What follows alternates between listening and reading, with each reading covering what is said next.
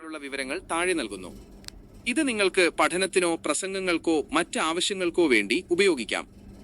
Kerala infrastructure investment fund board KIIFB കേരളത്തിലെ വലിയ അടിസ്ഥാന സൗകര്യ വികസന പദ്ധതികൾക്ക് പണം കണ്ടെത്തുന്നതിനായി 1999 രൂപീകരിക്കുകയും 2016 സമഗ്രമായി ഭേദഗതി ചെയ്യുകയും ചെയ്ത ഒരു സർക്കാർ സംവിധാനമാണിത്.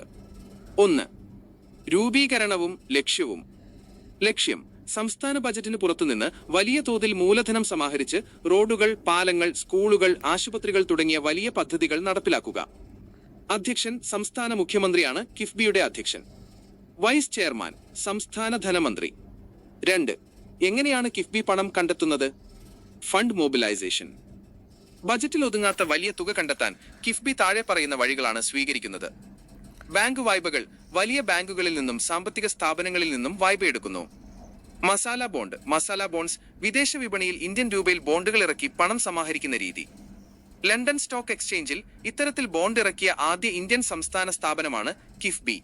പ്രവാസി ചിട്ടി KSFE വഴി പ്രവാസികൾക്കായി നടത്തുന്ന ചിട്ടിയിലെ ഫ്ലോട്ട് ഫണ്ട് കിഫ്ബിയിൽ നിക്ഷേപിക്കുന്നു. 3. വരുമാന സ്രോതസ്സും തിരിച്ചടവും. Revenue and repayment. കിഫ്ബി എടുത്ത വായ്പകൾ തിരിച്ചടയ്ക്കാൻ നിയമപരമായ 2 ഉറപ്പുകളാണ് സർക്കാരിനുള്ളത്. 1. മോട്ടോർ വാഹന നികുതി. Motor vehicle tax. സംസ്ഥാന സർക്കാർ പിരിച്ചെടുക്കുന്ന വാഹന നികുതിയുടെ 50% ഓരോ വർഷവും കിഫ്ബിക്ക് നൽകുന്നു. 2. Petrol cess. വിൽക്കുന്ന ഓരോ ലിറ്റർ പെട്രോളിനും ഡീസലിനും മേൽ ഈടാക്കുന്ന അധിക വിൽപ്പന നികുതി. ഇതാണ് നമ്മൾ ചർച്ച ചെയ്ത സെസ്. ഇതിന്റെ 100% കിഫ്ബിക്കുള്ളതാണ്. പ്രധാനപ്പെട്ട കാര്യം: പെട്രോളിയം കമ്പനികൾ ഉപഭോക്താവിൽ നിന്ന് ഈടാക്കി സർക്കാരിലേക്ക് നൽകുന്ന ഈ തുകയാണ് വായ്പ തിരിച്ചടയ്ക്കാനുള്ള പ്രധാന സ്രോതസ്. 4. പ്രധാന പദ്ധതികൾ. Major sectors. കിഫ്ബി ഫണ്ട് ഉപയോഗിച്ച് നടപ്പിലാക്കുന്ന പ്രധാന മേഖലകൾ. ഗതാഗതം. ദേശീയപാത 66 ഭൂമി ഏറ്റെടുക്കൽ 25% തുക. മലയോര ഹൈവേ, തീരദേശ ഹൈവേ.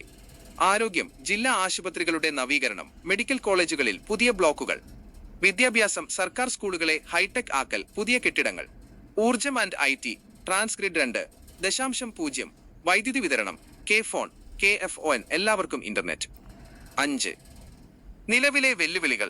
2026 കണക്കനുസരിച്ച് കടബാധ്യത 2026 മുതൽ 2031 വരെയുള്ള കാലയളവിൽ തിരിച്ചടയ്ക്കേണ്ട 16,516 കോടി രൂപ കണ്ടെത്തുക എന്നത് വലിയ വെല്ലുവിളിയാണ്. കേന്ദ്ര നിയന്ത്രണങ്ങൾ. കിഫ്ബി എടുക്കുന്ന വായ്പകൾ സംസ്ഥാനത്തിന്റെ മൊത്തം കടമെടുപ്പ് പരിധിയിൽ ഉൾപ്പെടുത്താനുള്ള കേന്ദ്ര സർക്കാർ തീരുമാനം കിഫ്ബിയുടെ പ്രവർത്തനങ്ങളെ ബാധിച്ചിട്ടുണ്ട്. നേതൃമാറ്റം. 2026 മെയ് മാസത്തിലെ ഭരണമാറ്റത്തിന് ശേഷം പുതിയ സാമ്പത്തിക നയങ്ങൾക്കനുസരിച്ച് കിഫ്ബിയെ ക്രമീകരിക്കാനുള്ള ശ്രമങ്ങൾ നടക്കുന്നു. 6.